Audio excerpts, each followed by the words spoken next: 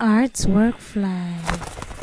Hi guys, welcome back to my channel. So today I'm going to show you how to do a quick and easy palm tree using paints. You can use this design for your C-Set visual arts journal, you can use it for your prayer journal, or even your craft journal. It's very simple and easy. All you have to do is to use a flathead paintbrush for the tree trunk and separate each stroke as you go down.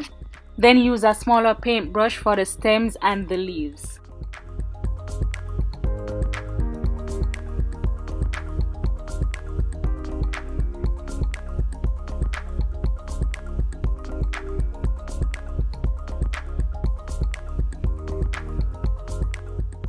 And of course, there are many ways that you can do it based on the pictures provided, but this one is one of the easiest way possible.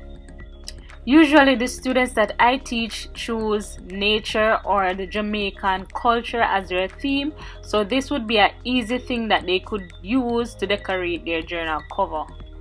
After drawing the trunk and the palm leaves, you can easily brush in the light source, such as the yellow and the whites, or the oranges and the yellows on the tree trunk, or you can just leave it as is. And that's art in less than 5 minutes, and I'll see you in the next one. Thanks for watching.